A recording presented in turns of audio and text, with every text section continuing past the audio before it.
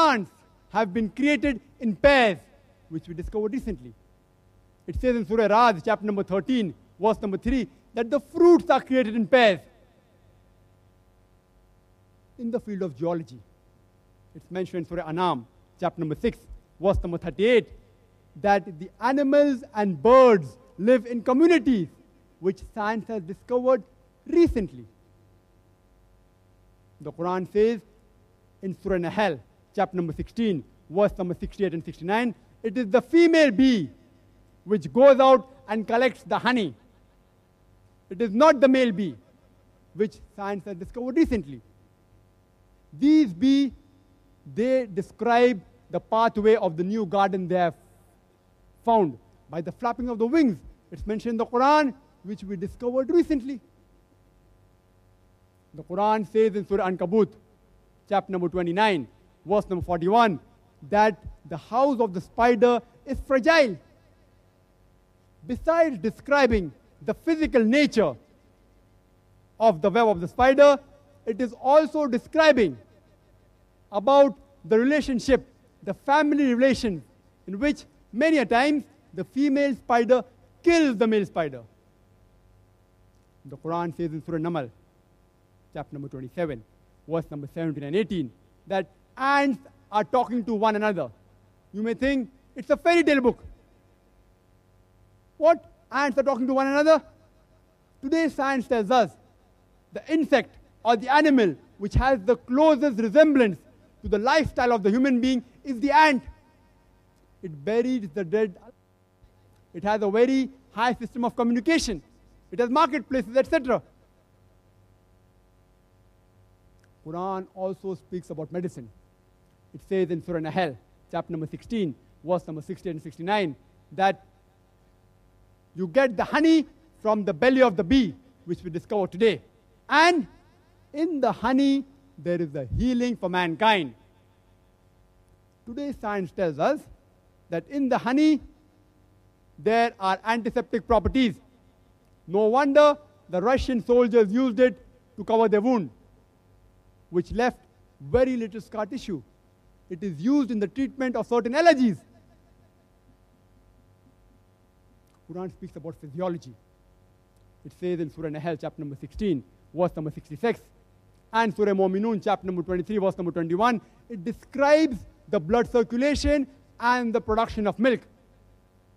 And 600 years after the Quran speaks about blood circulation, Ibn Nafis discovered it.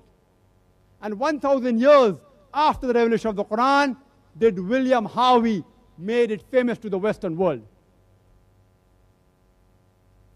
Quran speaks about embryology. The first verses of the Quran to be revealed were from Surah Alaq or Surah Iqra. It says, Iqra, Bismi Rabbika alladhi khalaq, khalaqal insana min alaq. Read, recite or proclaim in the name of thy Lord who created the human beings from something which clings, a leech-like substance.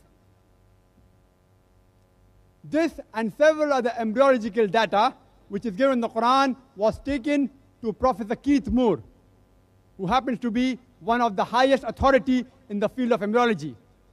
He lives in Toronto in Canada and was asked the question, whatever matter the Quran speaks about embryology, is it true? Some Arabs followed the guidance of the Quran.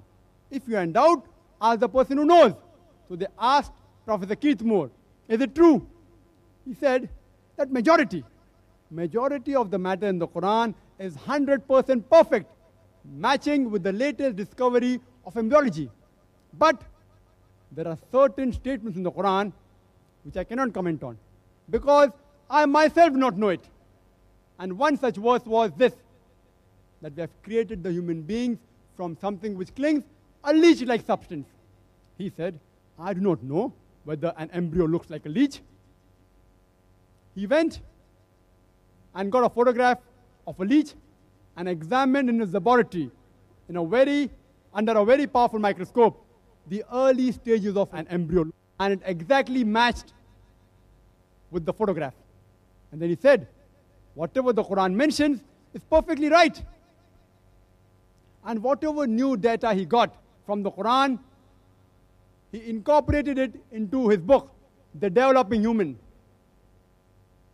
and took out a third edition for which he got the best medical book written by any person in that year. And he said that whatever the Quran mentions, all the things about embryology were discovered recently.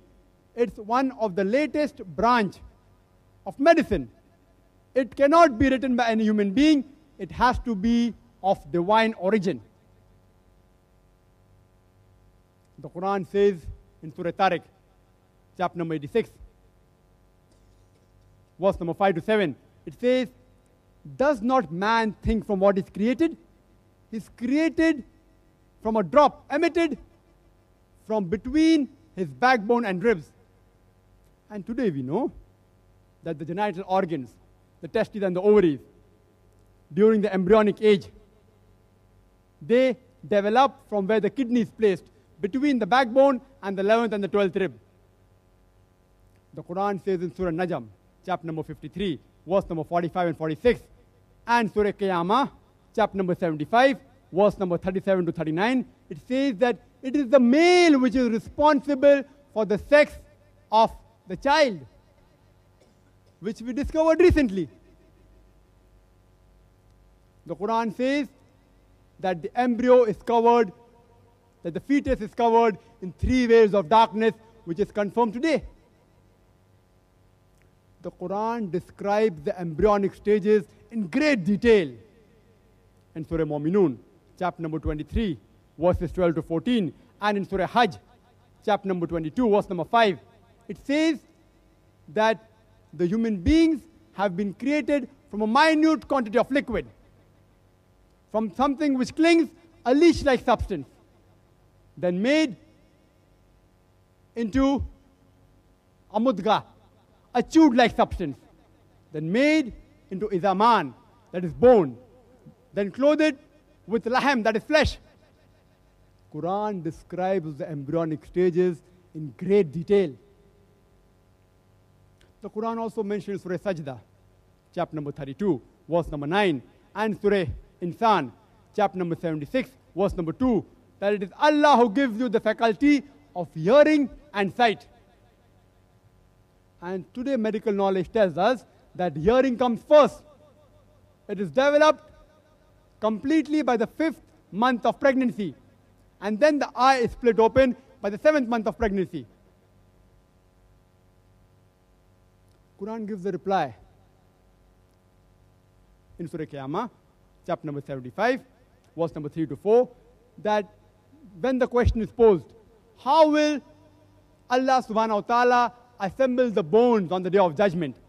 Allah replies that we will not only be able to assemble your bones, we shall even assemble your very fingertips. Quran is saying Allah subhanahu wa ta'ala can also assemble your fingertips. What does it mean? In 1880, Sir Gould, he described the method of fingerprinting, which today we use it to identify people.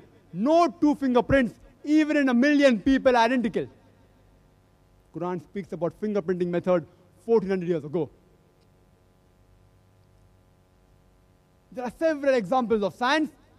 If you want to know more details about the scientific knowledge which is mentioned in the Quran, you can